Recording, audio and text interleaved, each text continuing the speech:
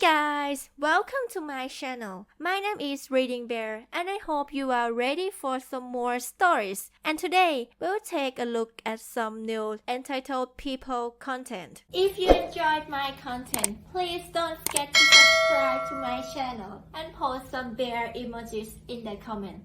And now, let's dive right into the stories. The first story is titled, Neighbor Crashed Into My House and Broke Through My Wall on Purpose. TLDR. I removed an old broken fence from between my property and neighbors. I let the natural shrubs work as a valid and legal barrier.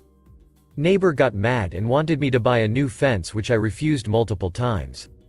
Eventually he decided to smash his car into my wall out of anger and got arrested immediately. He confessed and got sent to jail for what might have been the second time. He also paid me for damages, and I was able to fix my house and my natural barrier of beautiful shrubs. I have heard many stories of neighbor disputes turning into year-long arguments, court cases, even someone moving to get away with them. Something like this, though I never really did, so I thought I would share my story today with all of you about how a simple argument about a fence ended up with my neighbor having his car crashed into my house. As I already stated before, this whole thing started over a fence that we shared between both of our houses. Now this fence was up before either one of us moved there, so it had a bunch of wear and tear at that point. In fact, it was falling apart and going to be a danger the next time a big rainstorm hit, so I decided to be a good neighbor and pay for it to be removed. Now I just want to clarify, when I say it was falling apart, I mean that it was a wooden fence with giant chunks missing, other pieces pointed out at dangerous angles, and the entire thing smelling of wood rot. For all of those reasons I paid out of pocket to have the thing removed. I honestly thought that I was doing the right thing because it was clear the fence was put up by whoever lived at my house before me. Those who don't know, with classic wood fences there is wood that runs along the back, and that is considered the uglier side and ends up being on the side of whoever put up the fence. It was on mine, so with the house I inherited the responsibility for that fence in a way. Anyway, I honestly didn't want to put up another fence because there really wasn't that much of a need for it. Both of us have shrubs on that side of land, making for enough of a barrier on its own. Plus, I just didn't have the funds offhand to pay to rebuild it. Fences weren't mandatory and many houses around here don't use them. It actually wasn't even in my mind until neighbor came up to me a few days later extremely angry. Neighbor. What the hell did you do to my fence?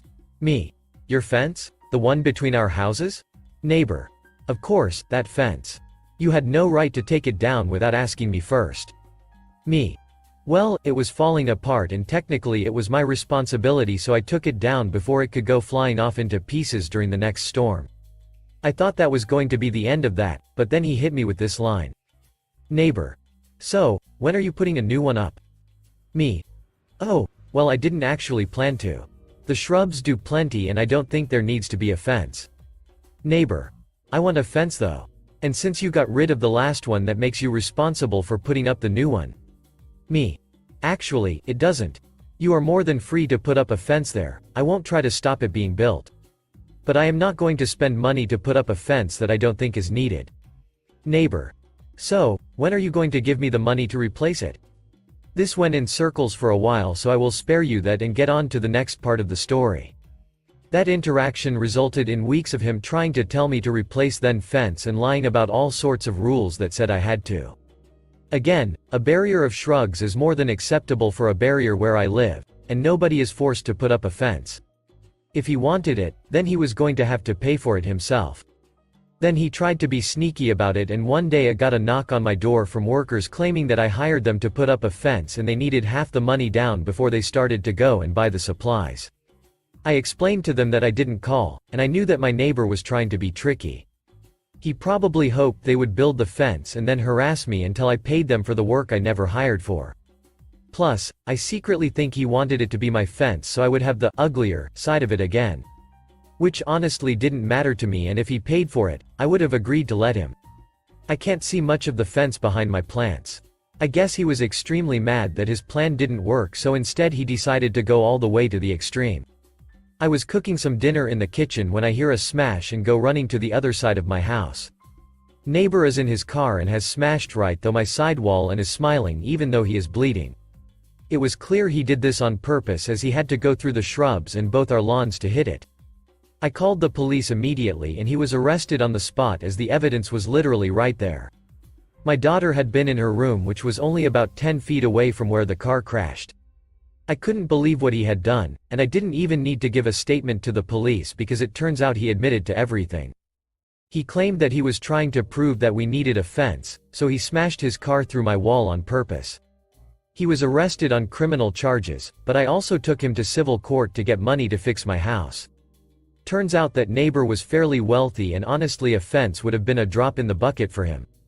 Instead, he ended up needing to give me money for emotional damages, for me to stay somewhere while my house was being fixed, and to pay for the small amount that my house insurance wasn't going to cover.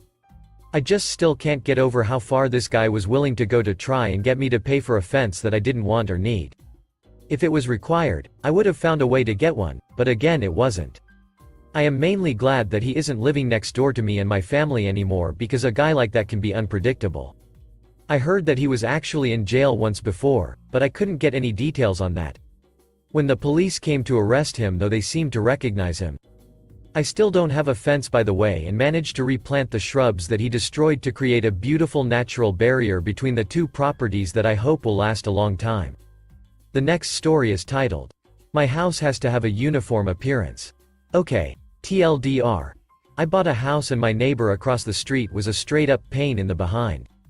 After a storm damaged the house and I, being fed up with her harassment, painted my house fuchsia, a color I found out that she hated. So, this happened early 2000s, I had a chance meeting with an old friend who reminded me of the story. Just for clarification's sake, I had an accident which left me with a long road to recover personal mobility. At the time I lived in a third-story Victorian-era apartment, so I bought a ranch-style house that was better suited to my recovery. The house was 3-bed 2.5-bath detached garage, and by my opinion a rather ugly shade of yellow. My girlfriend at the time took the opportunity to move in with me. Beyond family, I had 2 regular visitors, a personal trainer and an aide. So, for argument's sake, I can't say that everything leading up to the MC was brought on by one single neighbor, but at this very least, if I had a fire, she was pouring gasoline on it. I quite quickly met 2 of my neighbors upon moving in. The 2 couldn't be any more opposite if they tried. One neighbor, Al, an old biker whom everyone should have a neighbor like at least once in their lives. And the other, Wilma, nosy neighbor extraordinaire. The rest of the neighborhood was a great blend of ages, ethnicities, families, and not just good people doing the best they could. Things started off on the wrong foot. More appropriately, wheel with Wilma. Right off the bat she made it clear that she was the type of person to personally inspect anything you did to your house.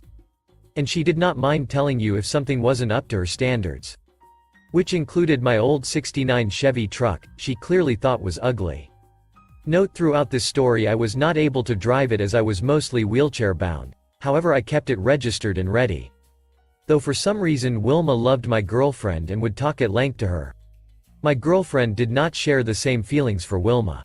Al, on the other hand, being a gearhead, quickly decided that I was his new best friend. Looking back, I'm glad Al was there. I'm not sure I ever told him, but he definitely had a way to pick me up on even my worst days. Anyways, problems mounted fairly quickly. I had hired a contractor to make some modifications to the house, and we were nearly constantly hit with inspections and stop work orders. It was clear that someone was complaining, and more often than not Wilma seemed to be in the know about what the inspection was for. I remember one day my contractor calling the police because she was constantly on site and butting in. After that day she'd stand on the sidewalk watching everything. Shortly after construction ended came rumors that I was cheating on my girlfriend. Nikki, my aide, was by most accounts a very attractive woman, but I wasn't her type. To be blunt, no guy was. Then came rumors that I was having a gay affair. To be honest, I don't know who or what buff biff my trainer/physical therapy guy was into.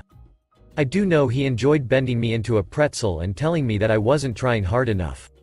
Nice guy outside that. Of course, the gay rumors spurred the local church flyers and occasional visits to attempt to save me. Nikki tried to put on a good face, but she was clearly bothered by it, and that pissed us all off. Come one day Al had had enough and confronted the church member as they were walking up to the house. It wasn't anything physical, but it was loud enough with open windows to hear Al let them know we all had had enough. Wilma called the cops, but at least that harassment stopped. From that day on it seems like I either had the city or the police knocking on my door all the time. If Al took me for a ride in my pickup, cops were called. If my truck wasn't parked, by whoever I let drive it, in my garage at night, city was called. If my grass was a touch shaggy, city was called. If I was in my garage and dropped a wrench after 10 p.m., cops were called. If we had friends over and we were boisterous after dark, cops were called. Nikki's fiancé came over and planted some flowers for me, she was a sweetheart like that.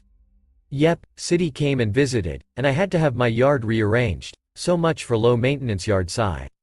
All the while somehow Wilma seemed to know everything about what was going on.